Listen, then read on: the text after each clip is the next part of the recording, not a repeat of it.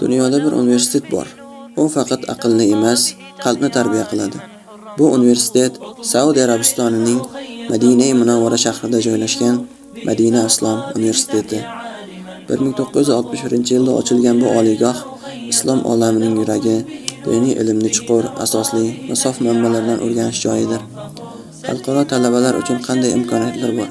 Bepul ta'lim, turar joy, ovqat va kiyim hammasi bepul ta'minlanadi. Oylik stipendiya, har oyda talabaga sarf xarajatlari uchun pul ajratiladi. Yiliga bir marta tekin aviachipta o'z mamlakatiga borib kelish uchun. Kimlar hujjat topshira oladi? 17 yoshdan 25 yoshgacha bo'lgan yigitlar o'rta ta'limni tamomlagan bo'lishi kerak. Arab tilini boshlang'ich darajada bilish afzal. Bilmasa 2 yillik arab tili mahadida arab tilini mukammal o'rgatadi. Sog'lom bo'lishi va yaxshi xulqli bo'lishi afzal ko'riladi. Qaysi yo'nalishlar bor?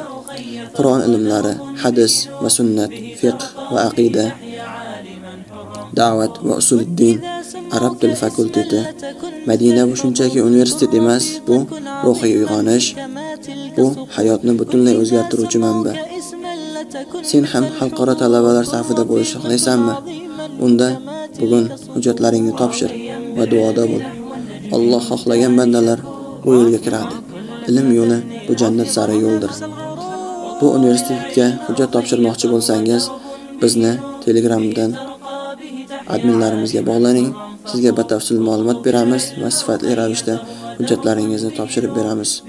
Assalomu alaykum va rahmatullohi va barakatuh. ابن مسعود فقيه عالم أحيا القفور فإذا أعطاك رأيا كان سهما في النحور. ابن مسعود فقيه عالم أحيا القفور فإذا أعطاك رأيا كان سهما في النحور.